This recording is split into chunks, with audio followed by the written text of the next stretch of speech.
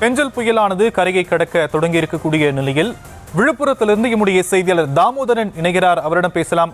ஷியாம், வணக்கம் ஷியாம். பெஞ்சல் புயல் கரையை கடக்க உள்ள நிலையில் மரக்காணத்தில் தற்பொழுது கரையை கடந்து வருகிறது. இந்நிலையில் விழுப்புரத்தில் பலத்த மழையானது பெய்து வருகிறது. காலை முதலே விழுப்புரத்தில் தொடர்ந்து மழை பெய்து வந்த நிலையில் புயல் கரையை கடக்க தொடங்கியவுடன் தற்பொழுது பலத்த மழையானது பெய்து வருகிறது.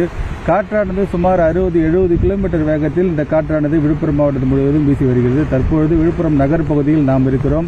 நாம் இந்த ஒளிப்பதிவாளர் கிருஷ்ணா அவர்கள் நமக்கு இந்த படத்தினை நம்ம விஷுவலை காண்பித்து வருகிறார். தற்போது இந்த இடத்தில் பார்த்தீர்கள் என்றால் பலத்த மழை பெய்து வருகிறது. பலத்த காற்றும் வீசி வருகிறது. நாம் இங்கே நிற்க முடியாத சூழ்நிலை ஏற்பட்டுள்ளது.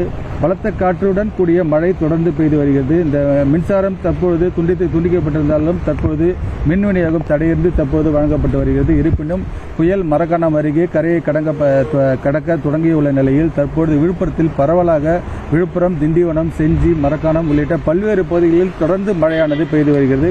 காலை முதல் பெய்து வந்த மழை தற்போது அதிகமாகவே காணப்பட்டு வருகிறது. மக்கள் மிகுந்த சிரமத்திற்குள்ளாகி உள்ளனர். விழுப்புரம் நகரில் உள்ள பல்வேறு தாழ்வான பகுதிகளில் தண்ணீர் தேங்கி நிற்கிறது. விழுப்புரம் புதிய பேருந்து நிலையம், பழைய பேருந்து நிலையம் உள்ளிட்ட தாமரைக்குளம் உள்ளிட்ட பல்வேறு பகுதிகளில் மழை நீர் தேங்கியுள்ளது.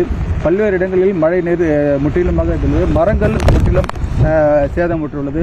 பலத்த காற்றானது தற்பொழுது இங்கே வீசி வருகிறது. ஷியாம்,